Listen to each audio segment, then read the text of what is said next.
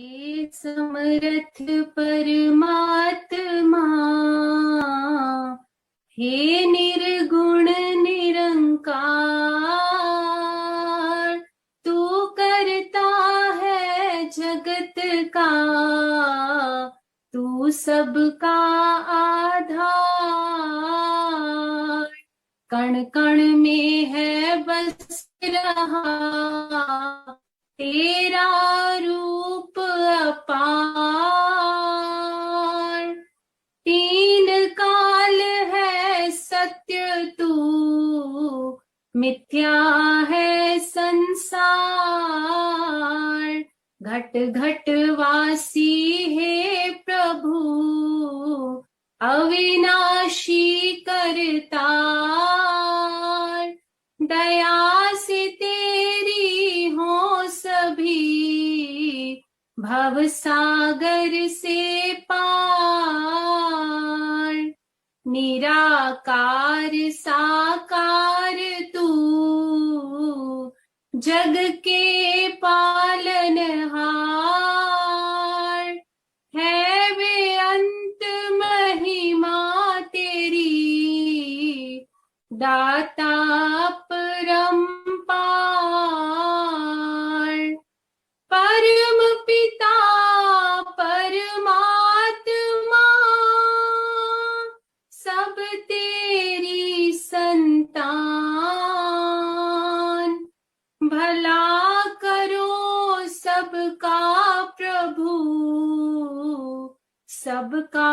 हो कल्याण। भला करो सबका प्रभु, सबका हो कल्याण। सात संगत जी, प्यार से कहना ध्यान निरंकार जी। तो इतने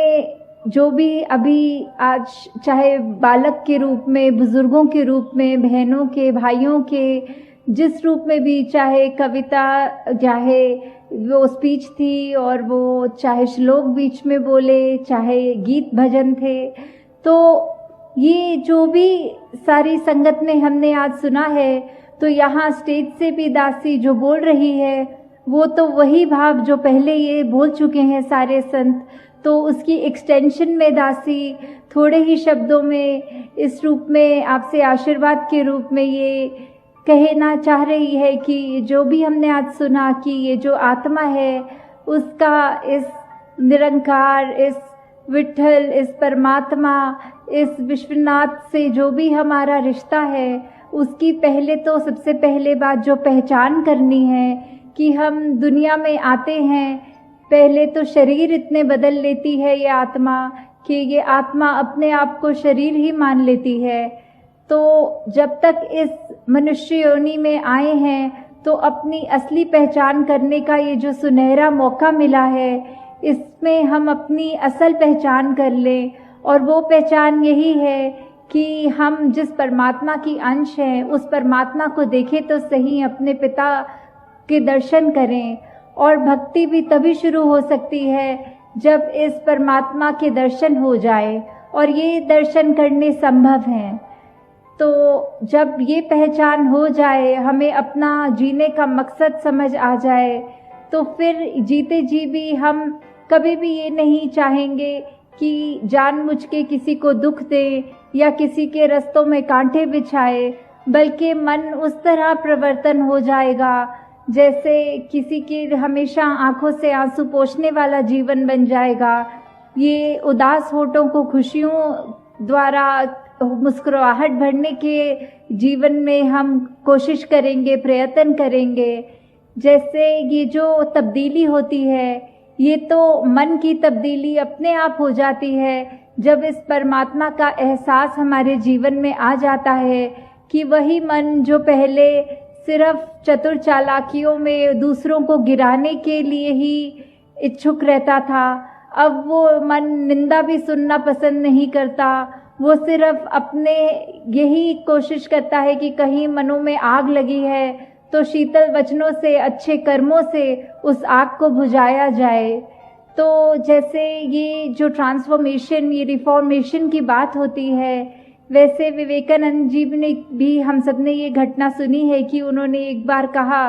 कि आई वॉन्ट रिफॉर्मर्स, तो सभी ने अपने हाथ खड़ा कर दिए, पर उन्होंने कहा कि बात पूरी ये है कि I want reformers who can reform themselves, कि किस तरह सिर्फ बात ये नहीं कि हम दुनिया में कोई क्रांति लाएंगे, कोई अच्छे बातें फैलाएंगे, पर सबसे ज़रूरी बात ये है कि सबसे पहले हमें अपने अंदर का बदलना है। चाहे शरीर की खूबसूरती के लिए, चेहरे के निखार के लिए तो हम बहुत यत्न करते हैं, पर हम सारे भक्तों का जीवन देखें तो वो इसलिए नहीं जाने गए क्योंकि वो शारीरिक सुंदरता थी उनमें या कोई अच्छा गाते थे, पर सिर्फ इसलिए क्योंकि वो जो मन में उनके भाव थे, संतों वाले गुण थे उनके जीवन में, उस वजह से ही उनका दर्जा अलग है। चाहे वो रिफॉर्मेशन की जो बात है, उन्होंने पहले अपने, जहाँ वो खुद अगर अंधकार में जी रहे थे, इस प्रभु परमात्मा का ज्ञान हो के ये उन्होंने अपने जीवन को ये ट्रांसफॉर्म किया, ये रिफॉर्म किया और उस तरह से फिर से बनाया कि पहले से अधिक सुंदर बनाया और वही सुंदर भाव पूरे जग में फैलाए।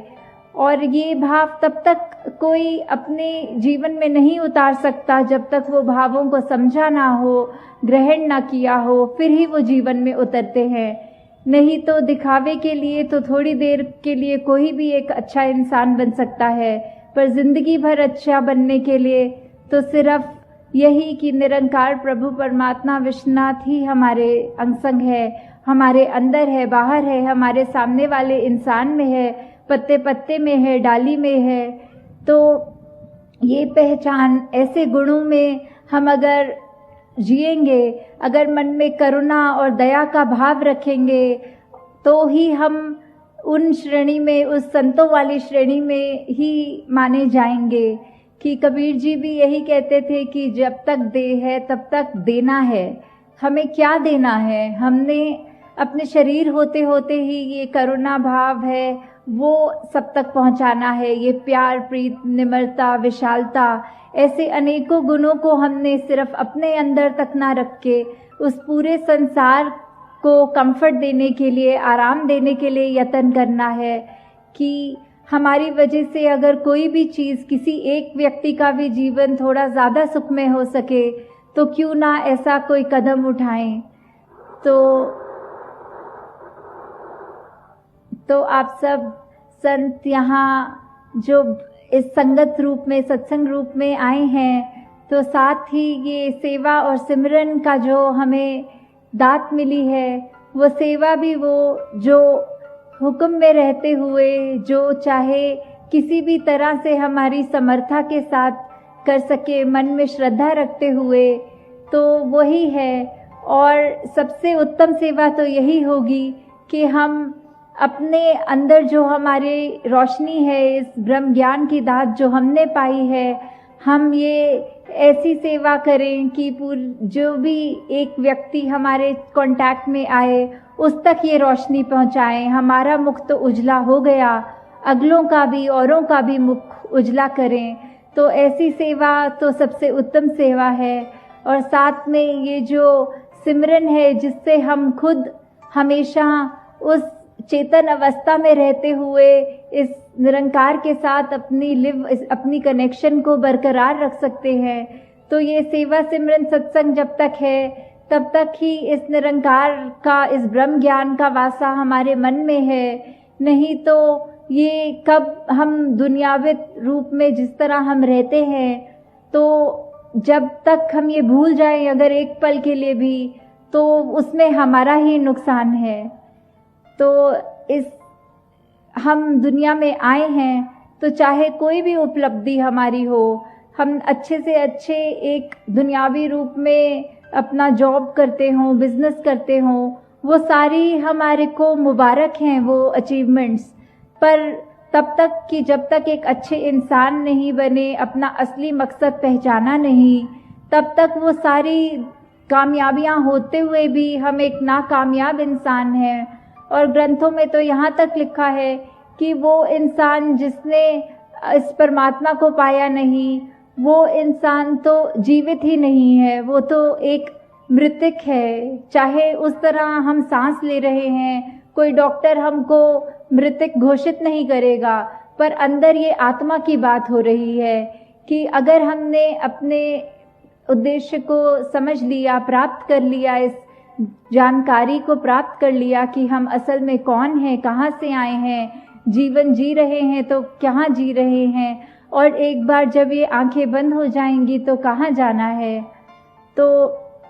इन्हीं भावों से दासी और आपका समय नहीं लेगी कि किस तरह 2 हफ्तों से अभी बहुत सत्संग भी मिली और आपका आशीर्वाद भी मिला। उत्तराखंड में काफ़ी जगहों पे जो अभी नाम भी सुने थे कि इतने समागम भी हुए, भवनों पे भी जाने का अवसर मिला।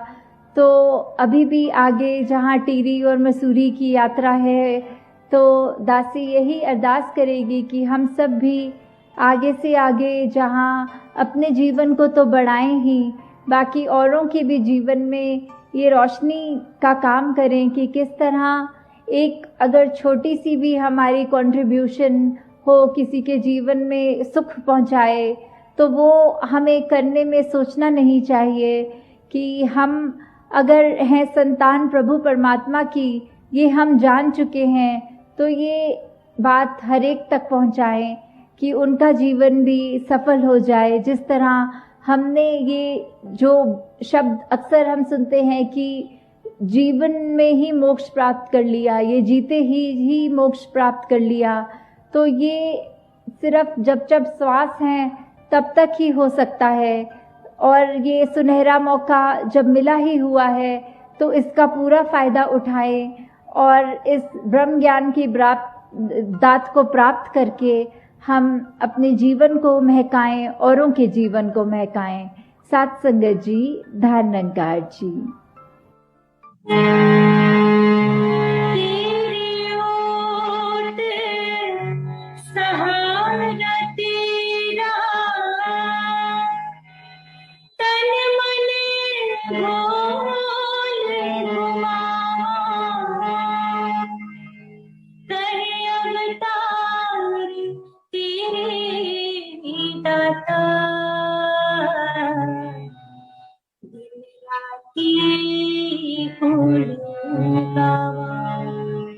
कहीं अवतार तेरे दाता, दिन राती फूल गावा, तू ही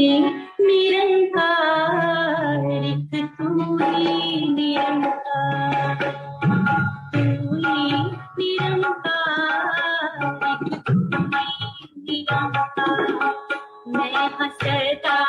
फुलहार, मैं हंसता फुलहार, तू है दाता बख्शनहार, तू है दाता बख्शनहार, मेरी अब गुण नाची तार, मेरी अब गुण नाची तार, तू ही निरंकार, तू ही निरंकार, तू ही निरंकार, तू ही निरंकार, तेरा रूप है संसार, तेरा रूप है संसार,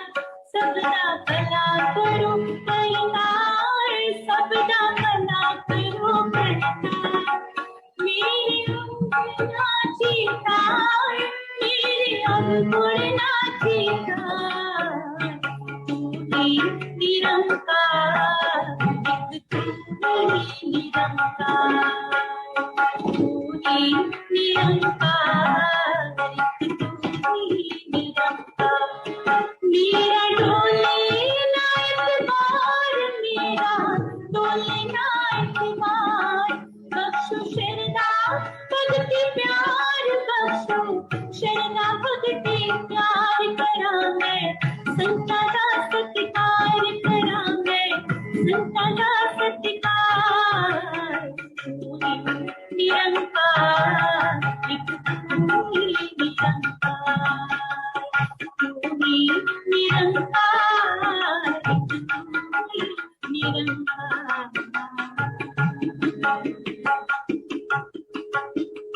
सद्गुरु माता सुदीक्षा सविंदर हरिदेव जी महाराज की